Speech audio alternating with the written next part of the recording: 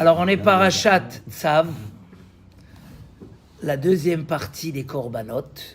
On est Shabbat Hagadol, le grand Shabbat, et comme il en dit, cette année ça tombe le même jour, le 10.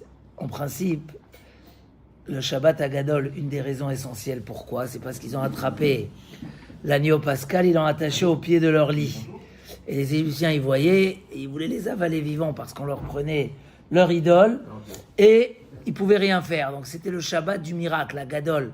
Mais en principe, ça ne tombe pas Shabbat. Cette année, Bidiouk, apparemment, ça tombe Shabbat, et même le Pessah, ça tombe comme à la sortie d'Égypte, les mêmes jours de la semaine. Donc Bezrat Hashem, peut-être ça nous cache des belles nouvelles. Et ça fait longtemps que ça ne s'est pas passé Ça se passe tous les 20 ans ou un truc comme ça.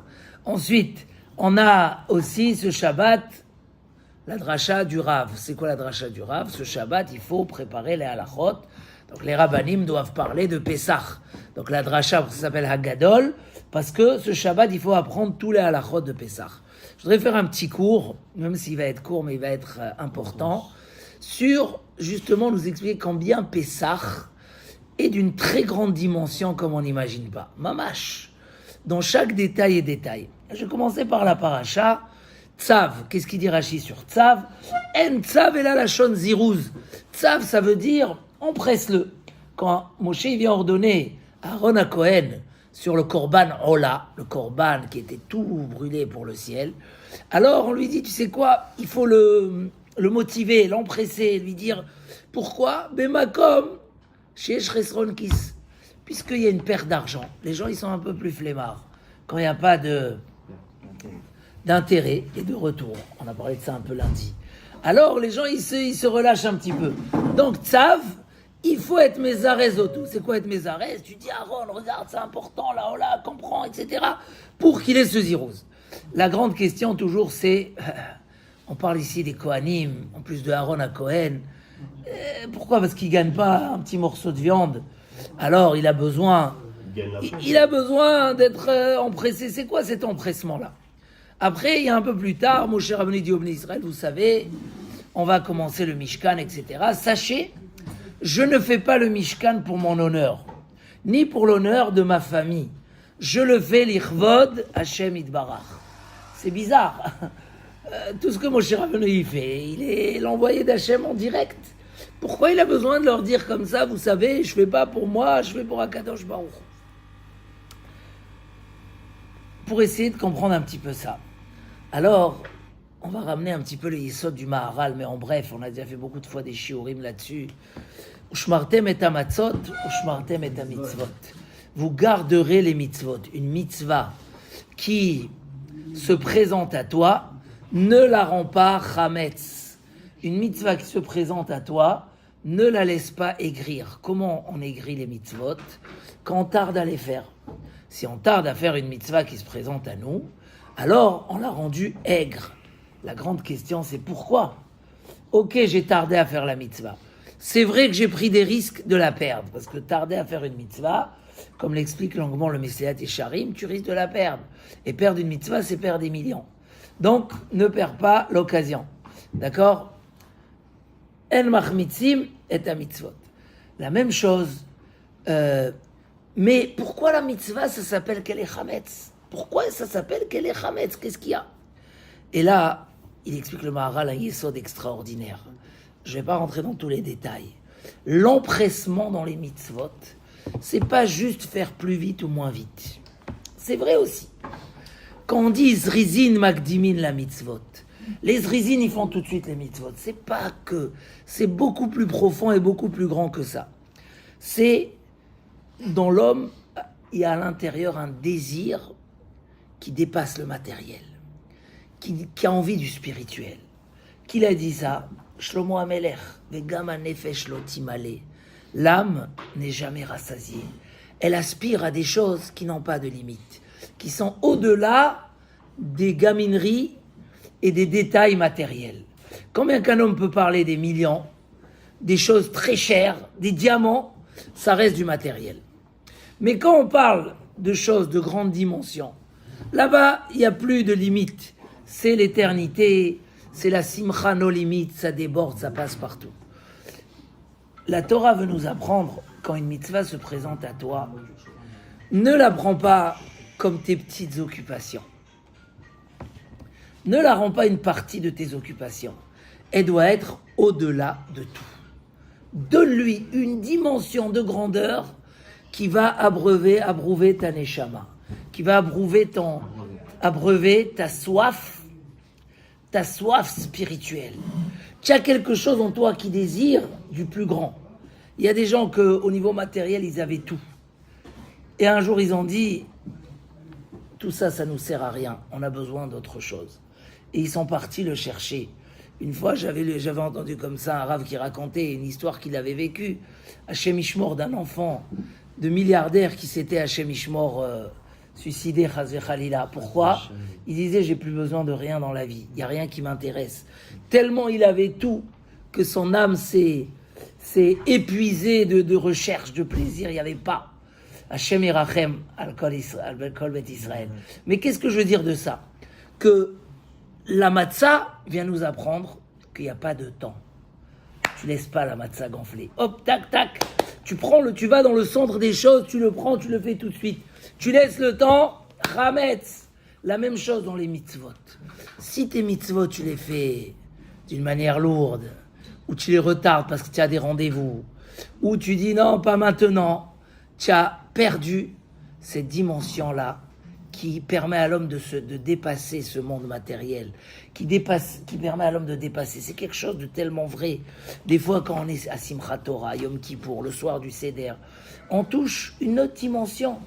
On est dans un autre monde, un monde rouchani, qui est plein de satisfaction profonde et interne. Une kedusha qui touche à du spirituel incroyable. Le soir du Seder, comme on l'a expliqué, il y a 15 étapes. Et on l'a dit tout à l'heure, c'est les 15 vaves qu'il y a dans Emet Veyatziv, et c'est les 15 étapes qui avec les 15 Shira Ma'alot, qu'il y a dans Tehillim, et les 15 marches qu'il y a entre la Ezrat Israël, Ezrat Nashim, où on faisait dessus Simchat Bet HaShoeva, et les 15 marches qu'il y a pour s'entendre un homme et une femme, le Yud et le He, qui se trouvent à l'intérieur pour trouver la Shrina en eux et être en paix. À Pessah, il y a pas mal d'étapes. Les 15, ils se trouvent, il n'y a pas de problème. Mais en tout cas, ça c'est le Avoud Reham qui dit. Ça veut dire quoi ? Il dit le Maharal que Akadosh Baruch Hu a permis à l'homme de monter de 15 niveaux. Et il dit le Avoud Reham, le soir du Seder, ils nous ont mis en place ces 15 niveaux. Ce soir-là, c'est marqué que les Malachim viennent au Seder. Il y a un Zohar Akadosh incroyable.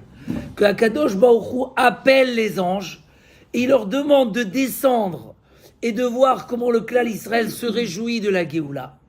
Et là-bas, il explique le Bnei Issachar. Surtout quand on est en galoute. Et que quand même, on se réjouit. Alors qu'on sait pas qu'est-ce qu'il y aura dans les élections l'année prochaine. On sait qu'en Israël, il y a les bombes qui tombent. On sait qu'on est en galoute et quand même, on oublie tout. On est dans une autre dimension. On touche la dimension de la Géoula, même si on n'a pas eu encore la Géoula. C'est quoi la Géoula ? C'est ce monde-là de lumière, de joie, de liberté infinie, le soir du Seder. Alors j'ai vu une très belle question intéressante, on va la rajouter, non on l'a pas mise, on va la rajouter l'année prochaine sur la Haggadah, mais vraiment quelque chose d'intéressant. Il dit, mais pourquoi on dit en araméen ? Pour pas que les anges ils soient jaloux de nous et ils viennent nous déranger. Il dit même là-bas, que pourquoi on dit en araméen, le premier chapitre ? Ah mais les autres chapitres on les dit en hébreu. Ah tu veux pas que les anges ils arrivent t'embêter ? Mais le reste, ils vont être jaloux. Quelle différence ? Il dit non, parce qu'on dit Kol dirfin yete veyechol. Venez tous venir manger. Les anges, alors ils doivent venir ce soir-là. Hachem, le Zohar Kadosh, Hachem, il dit aux anges, allez-y, écoutez les louanges qui me font les Bnei Israël dans leur galoute, dans leur obscurité, comment ils font briller la lumière. Alors il y a les mauvais anges qui peuvent venir aussi. Donc qu'est-ce qu'on fait ? On dit en araméen. Il dit le Maharsha, mais les anges de miséricorde, eux, ils comprennent l'araméen. Comme ça, écrit le Maharsha. Et donc, les anges de Rachamim, ils viennent, et ils vont chez Akadosh Baruch Hu, et ils valident que oui, on a loué Akadosh Baruch Hu ce soir-là. Donc, comme vous l'avez vu, je vous ai mis ici le Lachon du Zohar Akadosh. Je l'ai cité, c'est bien de le lire. Mon père, il nous le citait tous les veilles de Seder. Tu verras, ce Shabbat, tu vas fouiller, parce que c'est Shabbat. Il y a la feuille juste avant les... C'est pas numéroté. Ah, c'est pas numéroté en plus. Donc, en tout cas, elle se trouve le Lachon du Zohar à Kadosh. Comment Hachem, il est fier et il envoie les malachim pour dire allez-y voir. Et il nous bénit des brachot. Il ouvre les trésors des brachot du ciel ce soir-là. Parce que c'est ce soir-là que Yaakov il a reçu les brachot de Yitzhak Avinu. Il y a tous les portes de la rosée qui sont ouvertes ce soir-là. Le lendemain, on fait Moridatal, non? Les portes de la rosée sont ouvertes ce soir-là. Comme ça, c'est marqué. Donc, combien qu'un homme, il arrive à vivre ce soir-là, Bigdoucha, à monter les 15 marches, une après l'autre. Donc, la notion du Maharal, c'est quoi? C'est que c'est l'infini. Pour ça, il dit le Harizal aussi, qu'à Pessah, il faut faire tous les Khumrot qu'il y a au monde. Tout ce qui est Khumra, alors il ne faut pas se pourrir la fête aussi. Mais...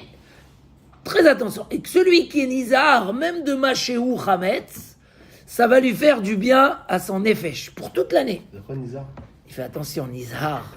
Il fait attention, ça va lui faire du bien pour toute l'année. Et il y a qui disent une autre version, le Baer Etev, il est promis qu'il ne va pas fauter toute l'année. Alors il y a une discussion sur ça. Est-ce que le Harizal, il a dit comme ça ou il n'a pas dit comme ça? Mais en tout cas, il a dit sûr que ça va lui faire du bien pour toute l'année. Pourquoi il y a tellement de dimensions dans Pessah et dans le soir du Seder? Parce que justement, ce jour-là, on est sorti, mais à la Teva, au-dessus de la nature. Impossible de sortir d'Égypte, pour ça les chiens n'aboyaient pas. Impossible de sortir d'Égypte, ils n'ont pas aboyé, on est sorti. On n'était pas méritant, on est sorti, mais à la Teva.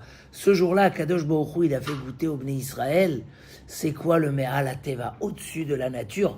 Donc ce soir-là aussi, si on veut atteindre notre niveau de Ben Israël et recevoir cette lumière de puissance, faut que nous aussi, on doit pas faire tomber les valeurs des mitzvot en dessous le Zman, avec Chazve Shalom, Amashéou, Chametz ou Chazve Chalila. Donc le Yesod de Pessah, c'est un Yesod de toutes les mitzvot. C'est que les mitzvot chez nous, ils ont une tellement grande dimension que voilà, il met une deuxième paire de tefilines alors qu'il doit courir au travail, alors que on a les mitzvot, c'est au-delà de la en lanou, c'est pas dans le zman. On doit faire une mitzvah, c'est kadosh, c'est ça déjà, ça touche à notre nefesh qui est rassasié que de ces choses-là. Donc elle prend priorité avant tout. C'est ça le yesod. C'est ça le yesod du Leil HaSeder, c'est ça le yesod des mitzvot. Et maintenant, je comprends pourquoi Hachem, il voulait que le Shabbat d'avant, parce que Shabbat aussi, c'est Mehen Olam Haba, ils prennent ce Korban Pessah, et devant les Égyptiens. Mais comment c'est possible? Pendant des années, il fallait se prosterner à cet agneau qui se baladait. Même aujourd'hui, dans le monde, il y a des pays où quand la vache elle passe dans la rue, il faut aller l'embrasser.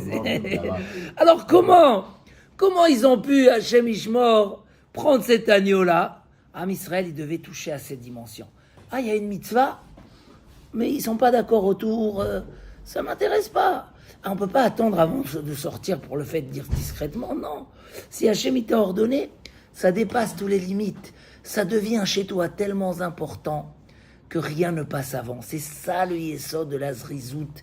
La zrizout, c'est pas juste faire vite, c'est de donner une dimension où la chose elle est tellement grande à tes yeux que, shalom à Israël, un homme il a le mariage de son fils, il doit voyager, je sais pas, en Israël, il a 1000 choses à faire. Il voyage ou il voyage pas? Il voyage.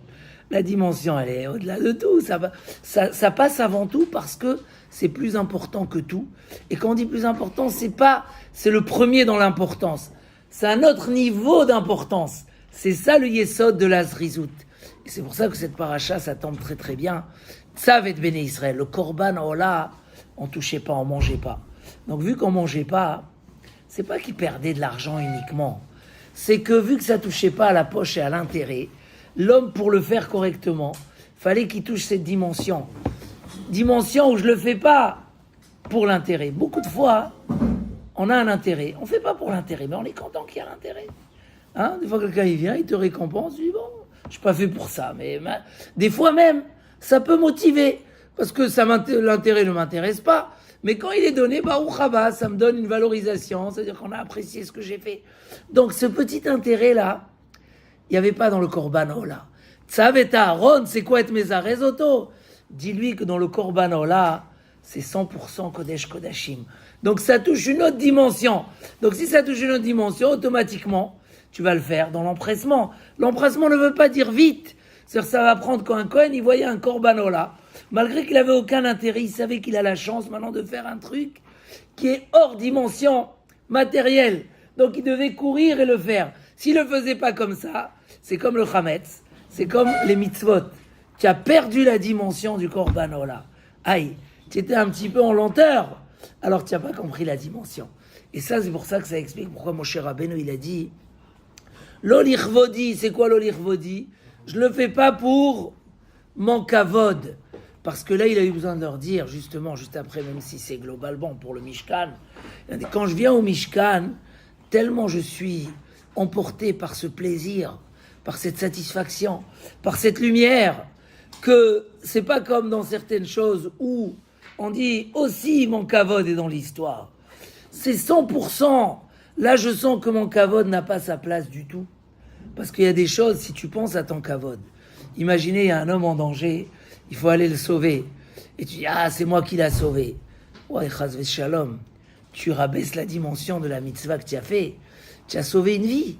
Comment tu penses maintenant? Est-ce que les gens, ils t'ont applaudi ou ils t'ont vu? Tu perds la dimension. Donc, Pessah vient nous apprendre la grandeur du clan Israël. Vive les choses dans leur vraie dimension. C'est la seule fête où on fait la guerre à des choses naturelles. Même à Sukkot, quand on sort à la Souka, on n'élimine pas la maison. On n'est pas interdit à la maison. C'est juste, on change de... Mais là, le Chametz, on lui fait la chasse aux souris. Comment c'est possible? Parce que oui, Pessah, c'est la fête où là, il faut essayer de vivre la vraie dimension qu'on a reçue à ce moment-là. Et donc, si Bezrat Hashem, voilà, comme on a dit, on fait attention à la cache-route, on fait un Lala Seder avec les anges qui viennent nous bénir, c'est incroyable. On touche à des choses tellement élevées que notre comportement dans les mitzvot va prendre aussi cette dimension de faire des choses qui sont très élevées, Bezrat Hashem. Chazak, Chazak, qu'on ait Pessah Kasher Vesameach, un grand Shabbat Agadol, Bezrat Hashem.